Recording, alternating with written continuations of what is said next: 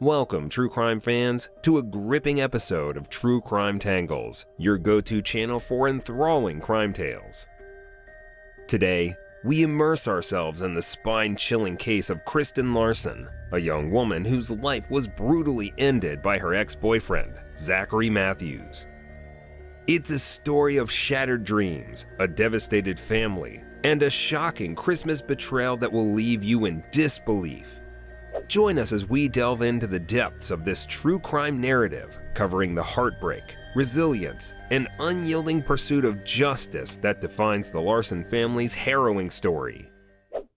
The vibrant life and loving family of Kristen Larson. In a quiet corner of St. Paul, Minnesota, the Larson family welcomed a vibrant and caring soul, Kristen Larson, on February 24, 1988. Her parents faced relationship challenges leading to divorce, and her mother, Deborah, later married Daniel Tilson. Kristen, the youngest of her siblings, had two sisters, a brother, and two stepbrothers. The family embraced traditions and celebrated life with enthusiasm. Kristen was known for her lively, caring nature and her deep passion for dancing. Kristens Journey: love, challenges, and the pursuit of independence. In 2004, Kristen began dating Zachary Matthews, who lived with his mother, Sophia Cohens. The couple welcomed a son, Darian, in 2006. A year later, due to arguments, they separated, and Kristen moved in with her mother. Despite the separation, Kristen, at 19, valued her son's relationship with his father.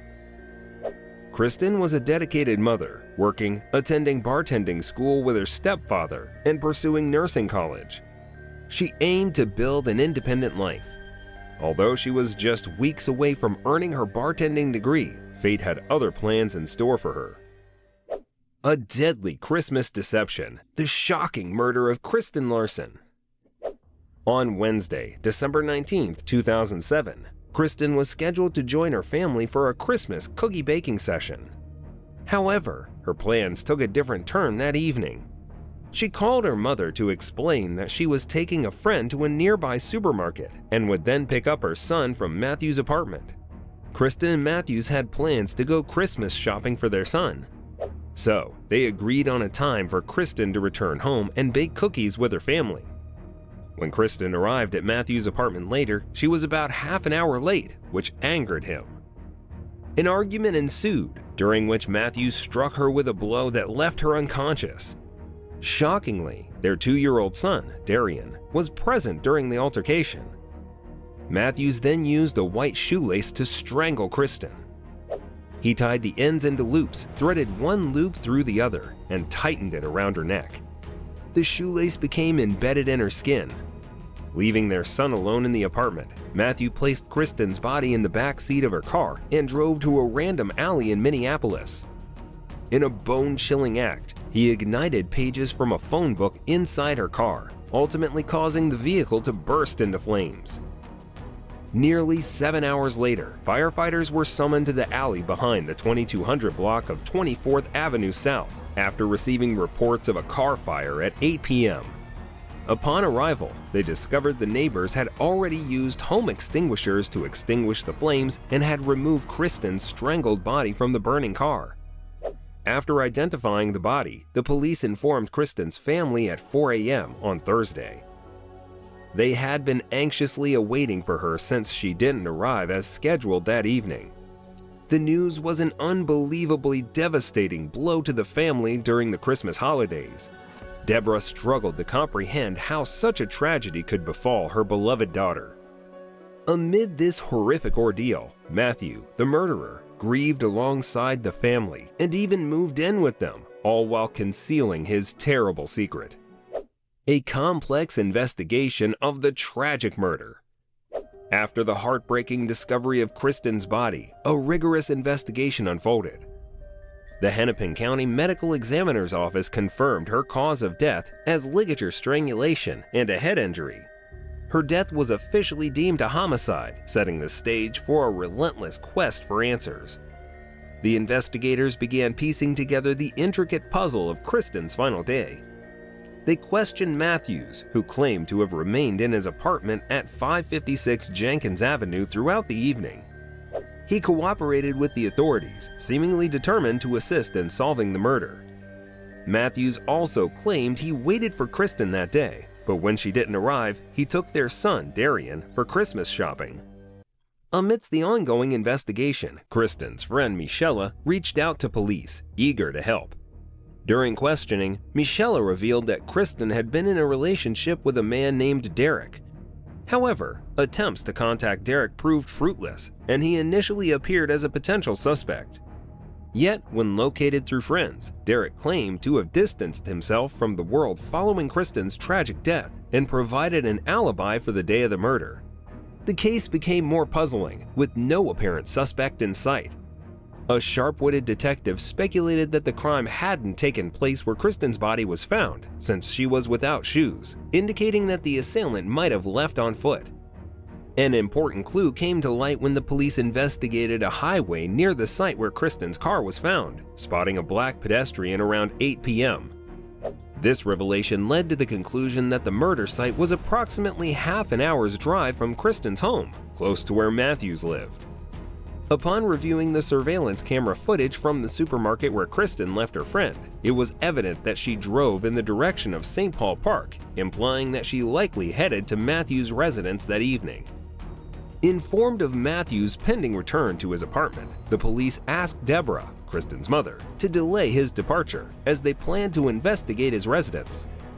Deborah viewed this as part of the investigative process and harbored no suspicion about Matthews' involvement. Upon searching Matthews' apartment, the police uncovered damning evidence. Bloodstains were discovered on the wall between the kitchen and living room, suggesting an attempt to conceal them.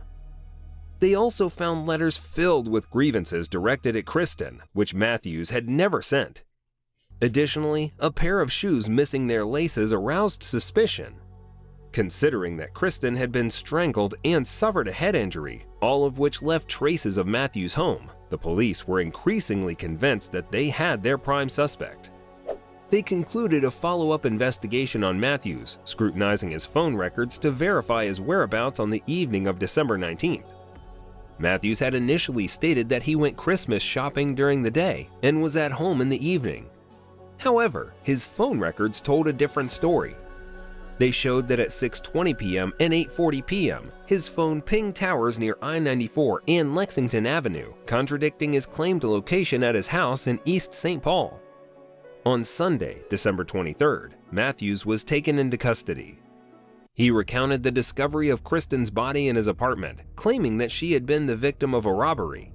Matthews stated that he had transported her body to the alley and left her there for someone else to find. He denied involvement in the car fire. Although he was emotional when revealing the details, he did not admit to being the murderer. However, he was subsequently arrested.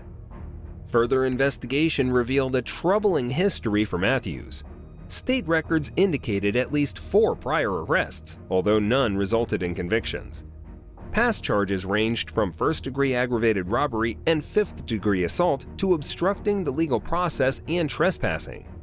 Matthews' complex mental health profile included diagnosis of multiple personality disorder and schizophrenia.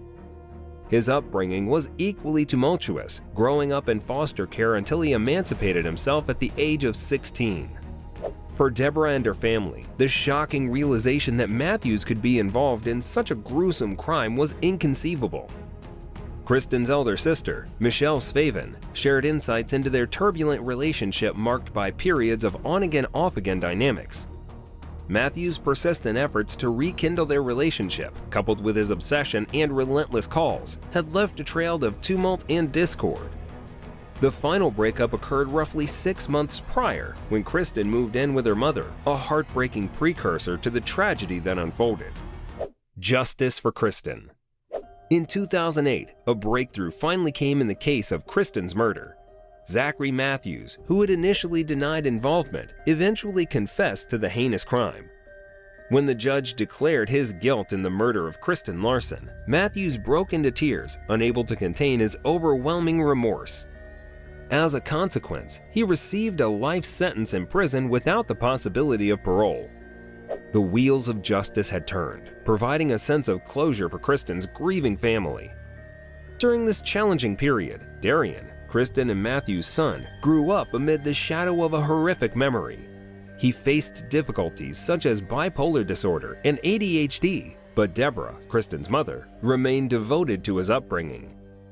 In 2009, Deborah and Daniel obtained custody of Darian from Matthew's mother, signaling a fresh start filled with love and support for Darian's growth. As we conclude this heart-wrenching story, we reflect on the importance of cherishing our loved ones and supporting one another through life's challenges. In the face of unimaginable adversity, Kristen's family displayed remarkable resilience and love. It is a testament to the enduring strength of the human spirit. We implore you to subscribe, like, and activate the notification bell, ensuring you stay attuned to our True Crime channel. Your unwavering support fuels our quest for answers and justice.